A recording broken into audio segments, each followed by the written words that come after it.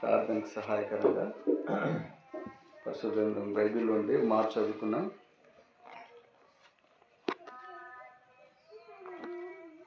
పేతురు రాసిన మొదటి పత్రిక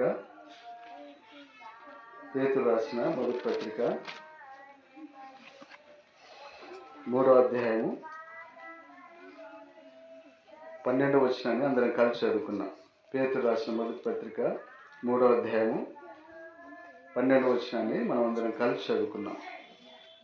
ప్రభు కన్నులు నీతిమంతుల మీదను, ఆయన చెవులు వారి ప్రార్థనల వైపును ఉన్నవి కానీ ప్రభు ముఖము కీడు చేయ వారికి విరోధముగా ఉన్నది.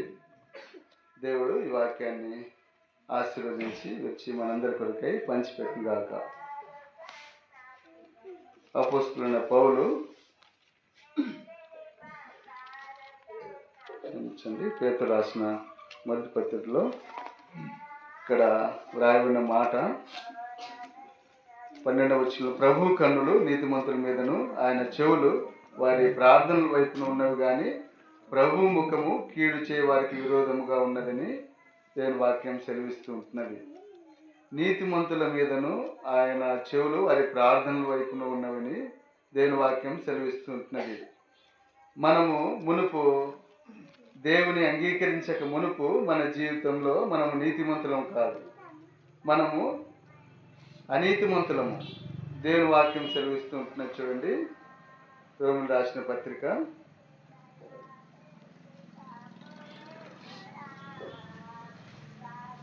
3వ అధ్యాయము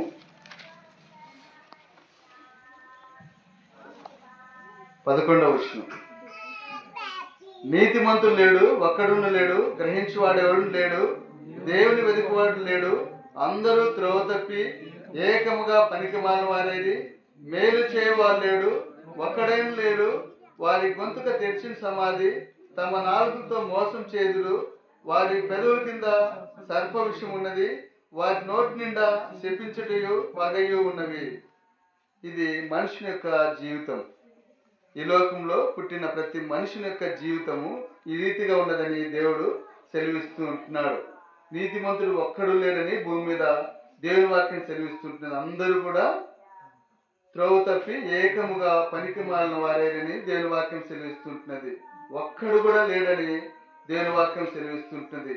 ఇటు విధానంలో మనుషులు సాగుతున్నప్పుడు ఆ దేవాదేవుడు మనల్ని ప్రేమించి తన ప్రియ కుమారుని ప్రభువైన యేసుక్రీస్తు వారిని లోకానికి పంపించి మనుషులందరినీ నీతిమంతులుగా తీర్చాలని తన పరిశుద్ధ రక్తాన్ని ఆ కలవరి శిలువలో తాను అర్పిస్తూ వచ్చాడు. తన ప్రాణాన్ని బలిగా అర్పిస్తూ వచ్చాడు.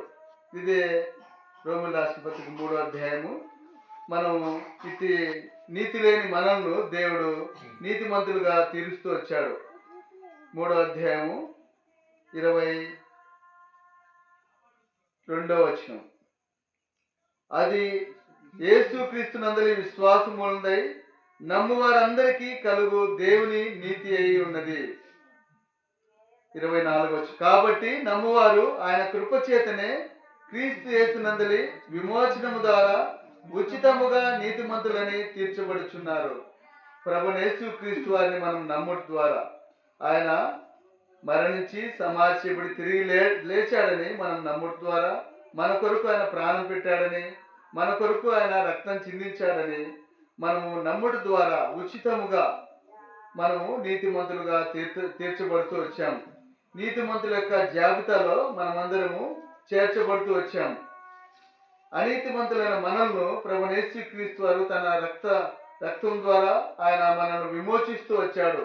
ఇటు మాటను మనం నమ్ముట ద్వారా, మన హృదయం ముందు విశ్వాసం ఉంచుట ద్వారా మనము ఉచితముగా నీతిమంతులుగా తీర్చబడుతూ వచ్చాము. మునుపు మన స్థితి ఇటు స్థితిలో లేము, నీతిమంతులుగా లేము. మన నోరు తెరిచిన సమాధిగా, మన గొంతు తెరిచిన సమాధిగా ఉంటూ వచ్చింది. మన పెదవుల నిండా సర్ప విషం ఉంటూ వచ్చింది.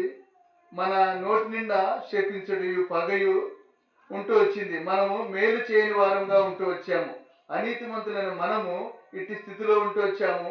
ప్రభువైన యేసుక్రీస్తు ద్వారా, ఆయన నమ్ముట ద్వారా, ఆయన యందు విశ్వాసం ఉంచుట ద్వారా కృప చేతనే ఉచితముగా మనము నీతిమంతులుగా తీర్చబడుతూ వచ్చాము. ఇట్టి నీతిమంతులైన యేసుక్రీస్తు ప్రభువారిని మనం నమ్ముట ద్వారా మనం కూడా నీతిమంతులుగా మనం కూడా నీతిమంతులుగా తీర్చబడుతూ వచ్చాము. మనం కూడా దేవుని స్వరూపంలోకి, దేవుని యొక్క సుగుణాలు మనలోకి వస్తూ వచ్చాయి. ఇట్టి స్థితిలో ఉన్న మనము మన స్థితిని దేవుడు జ్ఞాపకం చేస్తూ ఉంటున్నాడు. మరొకసారి పేతురు రాసిన పత్రిక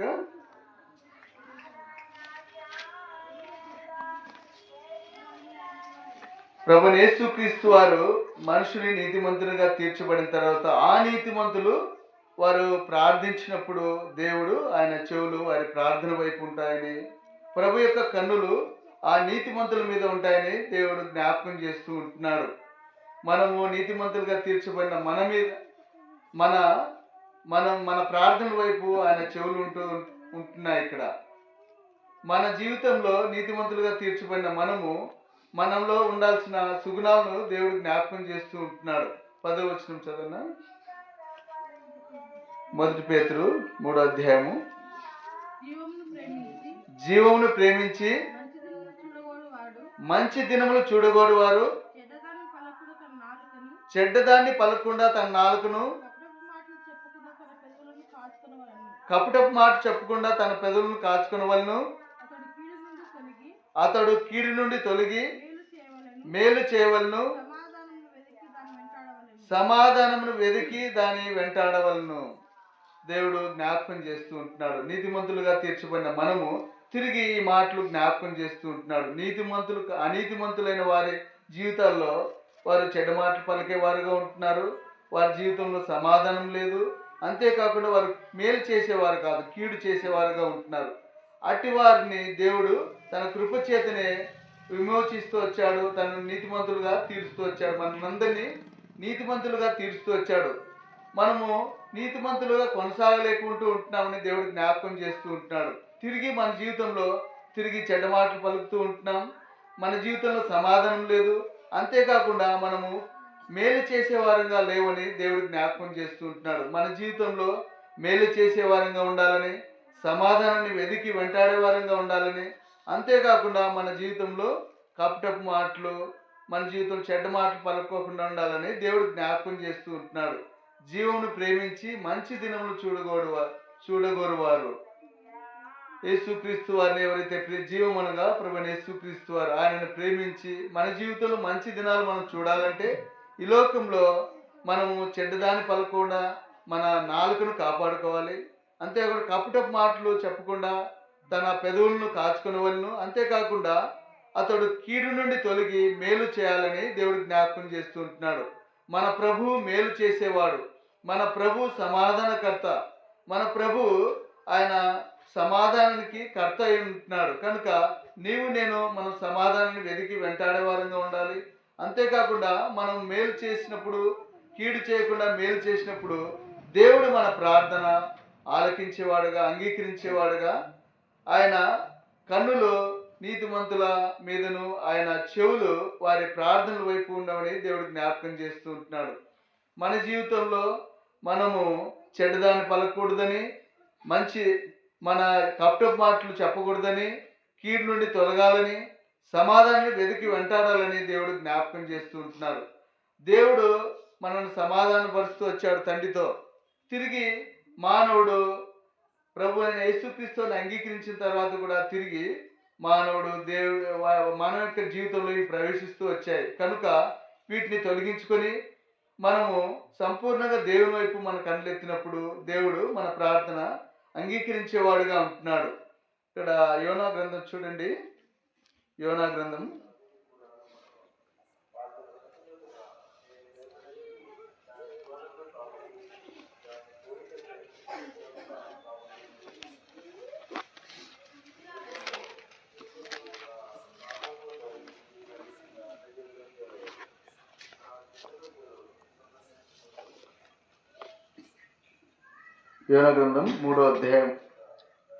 3వ అధ్యాయము ఆ నినేవె పట్టణం గురించి దేవుడు జ్ఞాపకం చేస్తూ వచ్చాడు.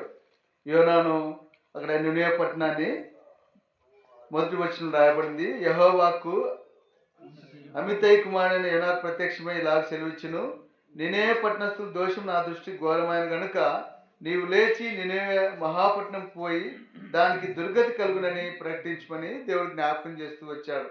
నినేవా పట్టణస్థులు, అక్కడ ఉన్న ప్రజలు, వారు పాపంతో వారి జీవితాలు ఉన్నాయని దేవుడు జ్ఞాపకం చేస్తూ ఉంటున్నాడు. ఆ పట్టణాన్ని నాశనం చేయాలని దేవుడు తలంచి, తిరిగి వారి జీవితాల్లో సరి చేసుకోవాలని, దేవుని వైపు మరలాలని యోనాను దేవుడు పంపిస్తూ వచ్చాడు. కానీ తను వెళ్ళకుండా మరొకసారి రెండోసారి తను వెళ్తూ వచ్చాడు. తను రెండోసారి మూడో అధ్యాయంలో తను వెళ్ళి తను ప్రకటిస్తూ వచ్చాడు. మూడో అధ్యాయం 9వ వచనం. మనుషులందరూ తమ దుర్మార్గం విడిచి తాము చేయు